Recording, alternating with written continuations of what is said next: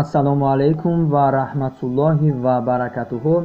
Як наворе карда будем ки ҳам хобе аз расулуллоҳ саллаллоҳу алайҳи васаллам ва ҳам ин ки расулуллоҳ саллаллоҳу алайҳи васалламро дар хоб дидан чӣ таъбир дорад. ва баъзе аз бародарон ҳам аз мо хоҳиш карданд ки паямбарони дигарро ҳам дар хоб бинем чӣ таъбир дорад ва ман иншоаллоҳ ба хоси аллоҳ паямбароне ки дар хоб мебинед барои шумо таъбир мекунам.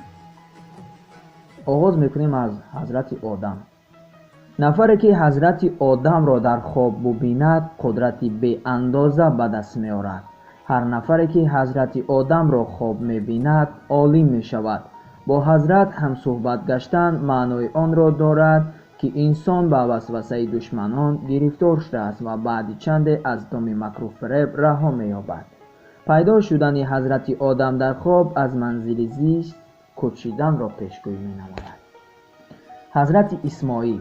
нафаре ки дар хобаш ҳазрати исмоилро дар хоб мебинад ба сарварӣ ноил мегардад ва ба хотири аллоҳ масҷид бунёд менамояд. хоб дидани ҳазрати исмоил шаҳодати аз мушкилиҳо раҳо ёфтанро дорад. ҳазрати мусо. ҳазрати мусо алайҳи салоту вассалом дар хоб ба нерӯи нафароне ишора мекунад ки ҳақ ва ба адолат ҳастанд ва ғолибият бар нафароне аст ки ноҳақу беадолат ҳастанд. ҳамзамон чунин хоб ба марги шахси золиму ситамгаре ишора мекунад. таъбири дигари хоб дидани ҳазрати мусо нишонаи аз сар задани дарду аламҳо дар даврони кӯдакӣ ва аз наздикону оилаи худ ҷудо шуданро дорад. нафаре ки ҳазрати мусоро асо дар даст хоб мебинад ба мавқеъи баланд расида душманонро мағлуб мегардонад. ҳазрати юнус. ҳазрати юнусро нафаре хоб мебинад ки бо сабаби шитобкорӣ маҳбасӣ гашта ё дар ҳоли душворӣ афтода дучори мушкилӣ мегардад, вале баъдан аз тамоми мусибати ба сараш омада раҳо меёбад. ин хоб шаҳодати он аст ки нафари чунин хоб дида асабиву бадҷаҳл аст. ҳазрати юсуф дар хоб. ҳазрати юсуф дар хоб дидан шаҳодати он аст ки шахси чунин хоб дида маҳбасӣ ва озод мегардад. ҳамзамон муваффақ ба таъбир намудани хоб мешавад ё таъбири хобро донистан пешгӯӣ мекунад. рафту зани нодоре ҳазрати юсуфро хоб бубинад вазъи молиявиаш ӯ ба беҳбудӣ меорад ва баъди марг хушбахтӣ насибаш мегардад.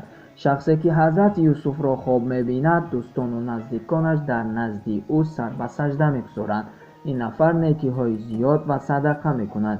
ҳамзамон нафаре ки ҳазрати юсуфро дар хоб мебинад дучори мусибате мегардад ва бародаронаш ба ӯ зарар мерасонанд.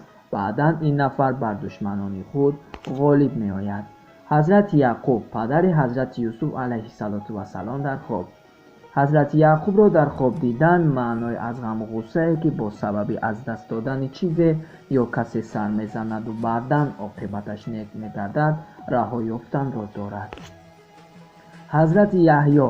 ҳар нафаре ки дар хобаш ҳазрати яҳьёро мебинад он нафар бо амри аллоҳ порсову худу тарс мегардад. ҳазрати исҳоқ.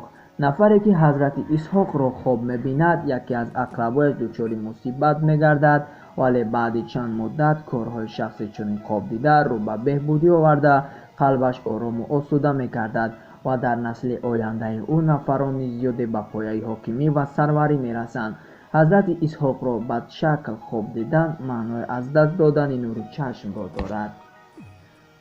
ва охиру пайғамбари бани исроил ки пеш аз расулуллоҳ саллаллоҳу алайҳи васаллам омада буд ҳазрати исо. ҳар нафаре ки дар хобаш ҳазрати исоро мебинад хушбахту фараҳманд худододаву бобаракат гашта хеле зиёд саёҳат мекунад. хоб дидани ҳазрати исо дар шаҳр ё масҷиде ки мардумонаш бадбахту дучори мушкилӣ ҳастанд башорати он аст ки ин нафарон аз душвориҳои худ раҳо мегарданд. ҳазрати исо дар хоб нишонаи бузургӣ ва дуои хайр аст. шахси бемор ҳазрати исоро хоб бубинад шифо меёбад. зани ҳомилае ки ҳазрати исоро хоб мебинад тифли бо ақлу донишмандеро ба дунё меорад ва фарзандаш дар оянда табиб мешавад. ин буд якчанд паёмбаре ки дар қуръон و همچنین پیامبران شناخته ذکر گردیده‌اند. ما آنها را تعبیر نمودیم. کسانی که پیامبران را خواب میبینند که ما تعبیر نکردیم کامنتر کنین یا نوار و یا اینکه در زیر کامنتر جواب میگردیم. باقی سربلند و پیروز باشید.